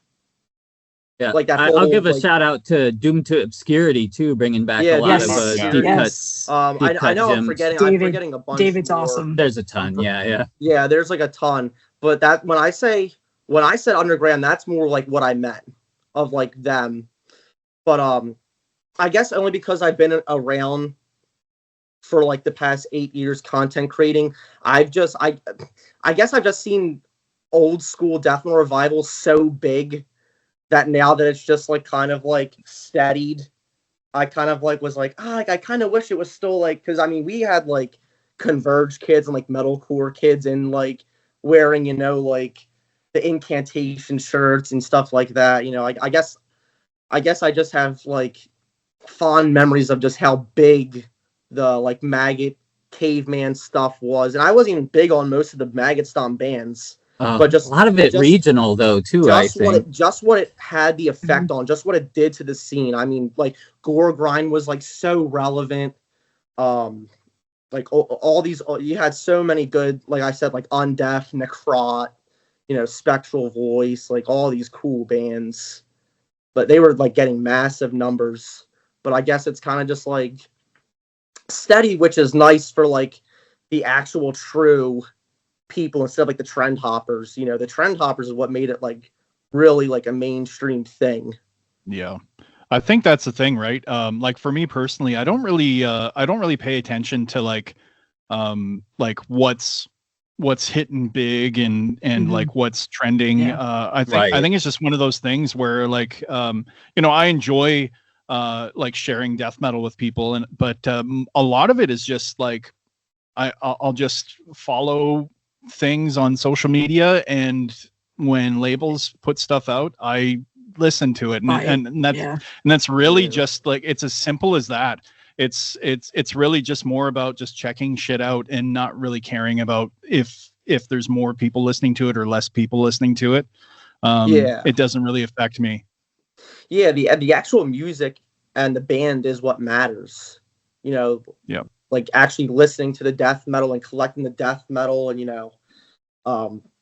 but the thing for me is, it just sucks when I see like that really awesome band that put out that demo in 2023 who had like 2,000 likes on Instagram, then they post like their new demo and it gets like 100 likes. It's like, oh man, like I feel so bad for them. Like, I mean, there's so much out there, right? We're oversaturated with it. I know, it's hard to filter through that. Yeah. Which is good for us because we get more death metal, but it's just like, damn, like that band should be playing at like that band shouldn't be playing at a dive bar right now. They should be like touring Europe.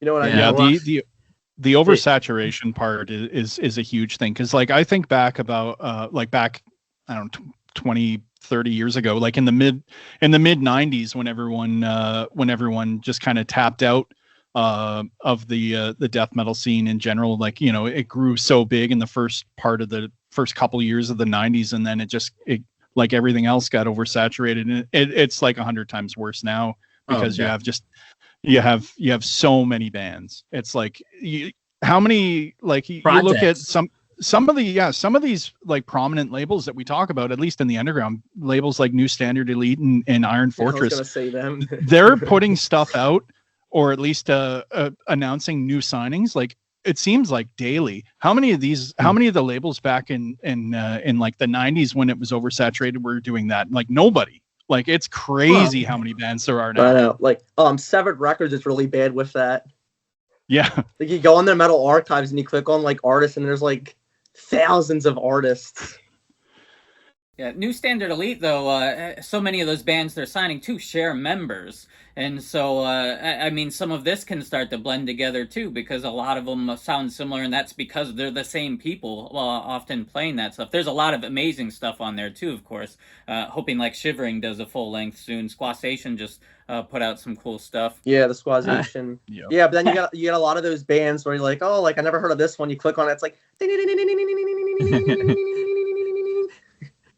It's like, I've heard this before. Like, this is Brodekin. So I think there's a lot of great stuff out there in modern times too, right? Maybe 90s had, great for old school, early 2000s for the brutal stuff. But I think maybe some obstacles now that I don't love is some of the overproduction, a lot of the drumming in particular. Or now, right, we even have to worry about, like, is there going to be AI being used to just further expand these one-man projects? Or anybody that runs a label can tell you how many one-man, like, Indonesian slam band demos you get with programmed drums, like, you just rejecting all of that sort of stuff. But one of the things we mentioned is maybe having some issues with some of this stuff. How do we feel? Do we need to be gatekeeping? Do we need to fight the hardcore death metal? No, I don't believe in the gatekeeping stuff at all. I just don't understand it at all. But whatever. I mean, that's just me. Like, I just don't care enough. Like, I could care less what people listen to, why they listen to it. Like, if something got popular, cool. Like, good for them. They found success. And I've always had like a motto of like, if you hate on success is eventually going to hate on you. Like, like that's how I always think of it as. So no, I just don't care. Like, I just don't I don't understand why people get like that at all. I'm total opposite. I'm total opposite on this one. If someone says an album is brutal death metal, and the album cover looks like brutal death metal, and I pop it in, and it's hardcore disguised as brutal death metal, I am gatekeeping that. It is toxic for the scene, because all it does is get trend hoppers into the genre. It makes the actual brutal death metal fans tired of the genre because it's not even the same love of it. And when the trend hoppers go back to whatever thing is popular, all it did, it ruined the scene. It makes the shirts go up. It makes everything hard to find. People start making really crappy brutal death metal, and they lump it in together with the classics, and it makes the classics look awful. I had a very similar mindset when I was your age. I cannot stand it. When you get older, you just don't care anymore. That's fair. That's yeah. right. Maybe we become less elitist as we grow older. Yeah. I'm with J-Dog on this one. I mean, I get both sides of it. Like I've had conversations with friends where I'm like, man, like, have you seen this? These people don't belong here. But at the same time, I don't have the energy to put into stopping anybody from listening to or putting out or whatever they want to do within this scene, whether I like it or not. Yeah, I think the only one exception that I have really is when somebody finds out I listen to death metal and they're like, "Oh, so you listen to Lamb of God?" I'm like, "Fuck no, I don't listen to Lamb of God." See, like, that's exactly why I'm against like, it. That's exactly why I'm against it, because they use that term. It's not brutal death metal. If it's hardcore, just say you're hardcore. Stop pretending don't call yourself death metal, because it's not. That's like me. I don't know.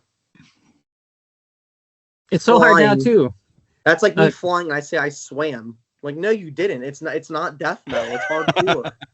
Yeah. It is kind of being repurposed, even on like our illegible logos and the sleeves on things. They use this at popular stores to sell anything now, and other genres of music. And so a lot of these things we're all wearing, mostly a metal garb here.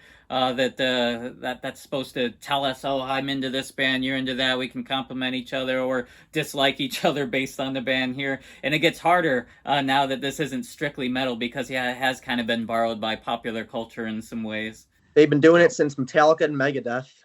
Yeah. So, any final thoughts from anyone? Did you want to share? We can wrap this up, but anything else you want to say to anybody watching that's been enjoying this discussion? Yeah, it was fun to get everyone's kind of point of views for the same thing. I mean, everyone here obviously loves death metal. It's just we love it in different ways, and we choose to influence it in different ways, which I think makes everyone very unique and makes it worth the while to watch everyone, because you get everyone's view. As a content creator, I think we have 4 very talented content creators for death metal. In my opinion, some of the top YouTubers, whether 1,000 subscribers or 10,000 subscribers, we're all here doing the same thing, which I appreciate. It helps me out because it makes more people interested in death metal, and we're just keeping death metal alive, because it's death metal. It's gonna die. It's death. It's crazy what like a good death metal YouTube channel can do, because it can reinvigorate a love for even just an album that you might have kind of forgotten about. Like a good example actually is when I first saw your channel, Jimmy, your enthusiasm for fucking Mortal Decay. Yeah. I've had Forensic for 20 years in my collection, and I always enjoyed that album, but your fucking enthusiasm for that band and that album made me go back and revisit it, and I have a whole new appreciation for it. That's what this is for. I have destroyed the Mortal Decay market, and I feel so bad. They sold out of Forensic. Forensic is now $90. The cheapest Mortal Decay shirts from the 90s are $600. But I've gotten so many people in the Mortal Decay. I didn't even know who Mortal Decay was. I saw them open up for Deicide in Philly. It was the first show back with Johnny Pellini, the original Forensic vocalist. And when I saw his vocals and I saw the songs and I heard him, I was like, I'm done with Foreguts. I'm done with Immolation. I'm done with Deicide. I need more of this. And that's how I got transcendent experience. Yeah, that's how I got into the Scattered Remnants, the Cerebral Hemorrhages, stuff like that. Yeah. Yeah. I pretty much like, it's funny because all four of us do have very different channels. I think Sean, you're probably pretty more closely aligned to me in regards to the content that we do.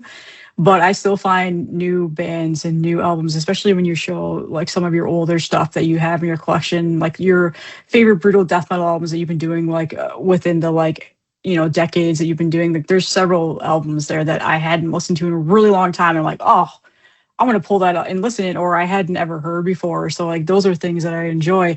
And like Jimmy's channel has always been for me is, again, the Mortal Decay stuff like really got me back into that. Like I finally bought Forensic when I saw that they reissued it on vinyl. I was like, yep, I'm grabbing that. Like when I already own it on cassette, like, and so stuff like that. And just like all of the like funny reviews that you do and like the reaction stuff, like it, you know, it's again, it's a nice kind of reprieve from some of the like, oh, I hate everything on you know, like I'm dark and I'm evil, you know what I mean? And it sucks because when I make a video, I'll be like, this is like the greatest band ever. It'll get like 1,000 views. And then I'll be like, this album is complete dog shit. Sucks. And it'll get like 10,000 views. And I'm like, I hate as a creator, I have to do this. Otherwise, like, I just fail in comparison. And it can be soul draining at times because it's like one of those things where like, I can't create the art that I want to create for the views that I want to. I have to like dumb it down for YouTube by like, you know, sometimes doing the occasional clickbait, you know, like this band is ... This band is hot water. Like I gotta have the meme thumbnails. It's hard not to do that. I've had that thought in the past where like I've done, you know, I'll post a video. It'll be like, this is a fucking awesome video. This is the best one I've ever done. And then it'll get like 0 traction or like next to no traction. I've had the thought where I'm like, I could just shit all over a bunch of stuff and people would probably, you know, watch the shit out of that. And that's what people want to see. That's exactly why that Andrew Lee video popped off. That's exactly why. Yeah, but I just don't want to talk about stuff I'm not into. Like, I'd rather go back to like 2,000 subscribers and have the same like 500 people commenting like, hey, like this is so cool. Like I found out about like Judecca. Like, oh, like thanks for showing me this. Thanks for showing me Judecca and Corpse Vomit, Jimmy. Check out, you know, Viral Load. You know, I would take 2,000 subscribers with 500 views that any day over than like me having to do like clickbait at 10,000 subscribers just to like break 2,000 views in a day. I've found that my channel, like when my videos peak over 1,000, it's people who are not subscribed to me that are watching the my channel is pretty 50-50 with like subscribers and not subscribed, but I did take like a 2-year break, so a lot of my subscribers are like not even like people on YouTube probably anymore. I really don't care about the views. Like I have several videos where I'm like, oh, that was such a good video, and then it's only got like 300-400 views on it. But my biggest thing is that like I know that those people, that chances are like when I go look at the like the analytics of it, it's people that are subscribed to me. Like they're the people that are like actually been like, you know, a quote unquote fan and like really appreciate the stuff that I'm doing. And so that, and almost always somebody saying like, oh, I checked that out and I ended up buying it. I liked it. And like, and to me, that's like, all right, I did what I needed to do. Like that was the point of why I did it. And so I try not to like get too wrapped up in the view stuff. But there has been times where I've been thinking about it. Like I could have easily made a response video to the Andrew Lee stuff. I could have easily. Yeah, but I was just like, I don't want to. Like it's too like it has nothing to do with me. Nothing I'm into. Like I don't care. Like I know I could easily get like 15,000 views and doing the response. Like I don't want it. I just don't want that slop on my channel. That's slop to me. I mean, I didn't really get into a YouTube beef, but like a couple of weeks ago, there was a guy, Metal Mickey, who is nothing that remotely close to the style of YouTube channel that I ever did. And we don't even remotely listen to the same music, just like was hate watching me for months and months and months and like did not like the content that I did. And he literally like obliterated me in a video, like just talking about how he couldn't stand my content. And then, you know, and I respectfully replied on his, because people sent it to me and I was like, I have no idea who this guy is. And I respectfully replied, I was like, well, this is the purpose of my channel, but you know, whatever. And then people like won in on him. Like and we're like, can't believe you like just single-handedly called her out when there's so many other YouTubers. And then he the next day made another video only about me, like a 20-minute long video, just completely shredding me apart, making fun of like my appearance and all this stuff. That's And messed up. Yeah, and see that's like on that's That crosses the he line. he got thousands and thousands and thousands of views after that.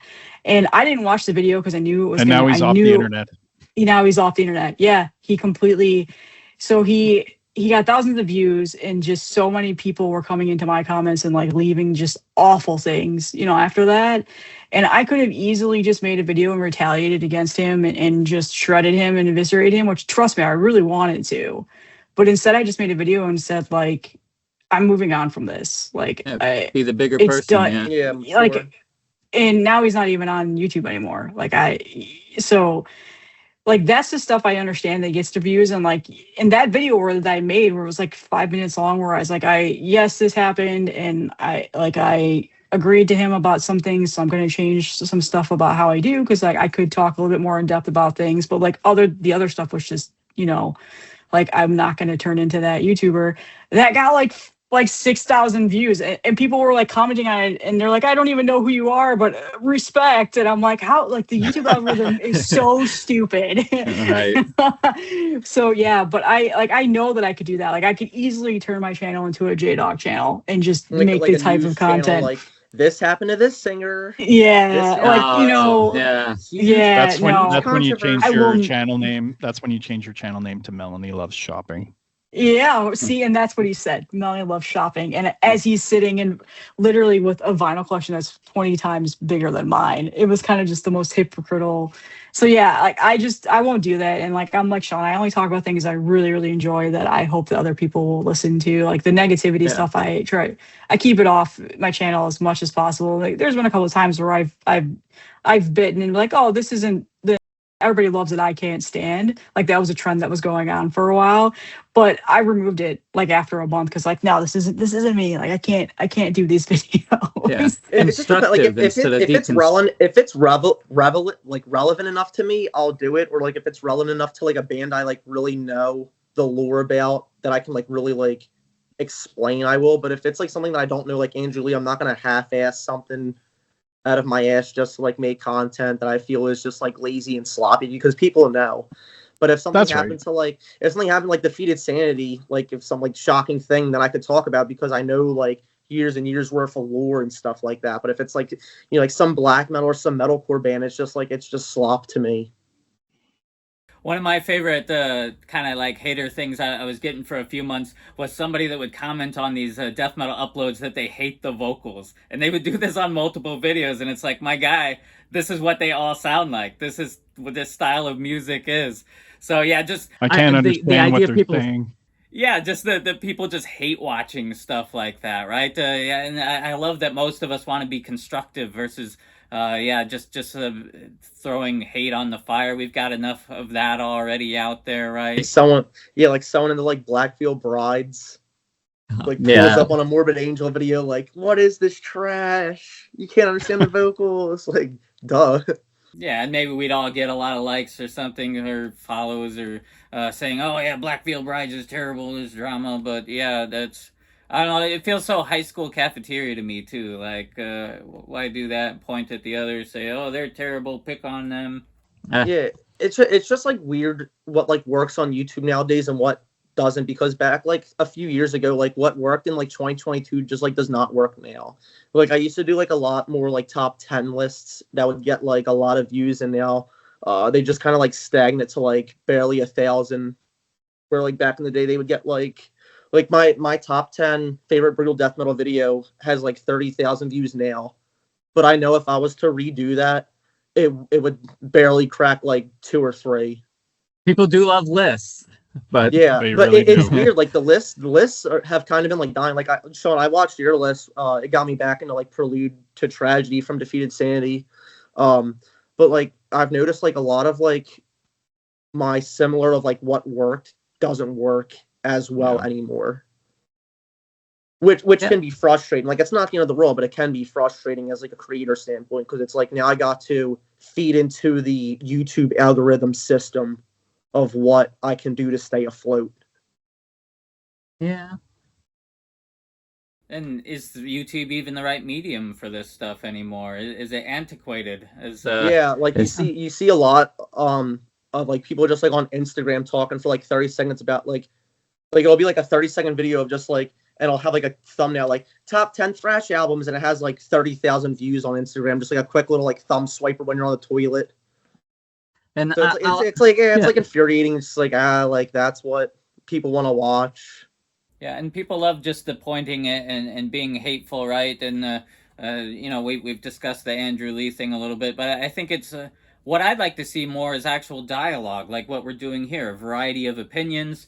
Maybe just saying, you know, this group hates this group. Why don't we actually get some people that have some perspective on this, or maybe even some experts that study this sort of stuff? I think that is a lot more valuable than you know, just hearing these views from angry YouTubers or whatever. And in general, I don't think we should be taking our political views or our morals or anything from anybody in metal, right? Those shouldn't be our role models. We love the music. When we really dig into the personal lives of musicians, we're going to find a lot of stuff we probably don't like.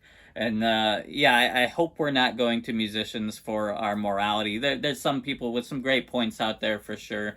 But yeah, death metal musicians don't need to be held to that high of caliber of quality of character.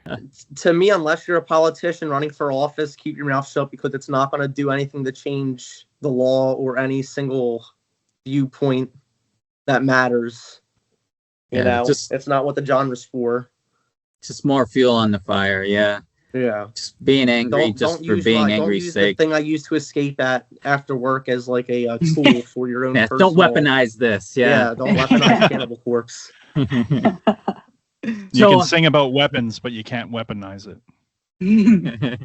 Yeah. I mean, I don't mind when there's messages in the lyrics like that, right? That the trying to say something, or like there's potential for some of that, and I'll just poke fun at one band, not to do what we were just saying we don't want to do, but like Torture are a band that are exploding right now, maybe appealing to some of the hardcore stuff, and they have a very anti-war kind of message, but then they have no lyrics. It's all mumble growling. And so I think there's a place for having messages, even if we don't agree with it, but, you know, maybe put the effort into it. I think there's room for bands, if we're going to have bands that are saying racism is a positive or whatever, I think there's certainly room for pushing against that. Or we talked about misogyny, now we've got emasculator, we've got castrator. I love that, the idea of fighting these concepts through music instead of angry YouTube videos or something. I mean, so much of metal came out of punk. It was very political. You can have those messages in there. And I feel like now in the era of YouTube, we're not really writing these messages into music as much when we can get online and make a YouTube video and get our likes and carry on and not seeing that passion in the music. Yeah, I refuse to comment about Torture. I have a video talking about Torture. It has 33,000 views currently. It's one of my best videos. It was intended as something else. Yeah, Torture, no lyrics, talks all this stuff about LGBT, wears Lividity shirts. Yeah, put it in the lyrics. Write lyrics. Has no lyrics, talks about the LGBT, but he wears Lividity shirts. What's up with that? I'd rather listen to the Torture from Germany from the early 90s. Yeah, I thought you were. That's where I thought you were going. I was like, Torture. That was, and then I realized, like, clearly I don't listen to Torture, so it took me a minute to click with that. I refuse to talk about this. Well, I saw them live, and I appreciated the messages, but they're not in the lyrics. Do you remember earlier how I said hardcore bands pretending to be brutal death metal, using brutal death metal art, but it's hardcore? Bringing it full circle. So yeah, before we spin off again, I just want to thank you all for your time today and bringing these variety of opinions. I think I think it would be so boring if everyone just felt the same way and thought the same way. I think there's so much value in this dialogue. So I'm so thankful for y'all sharing your experiences, what it's like running these channels, the obstacles you've faced, your opinions about death metal, what's good, what's bad, and this thing that we're all clearly so passionate about and could speak forever about. So thank you all for your time today.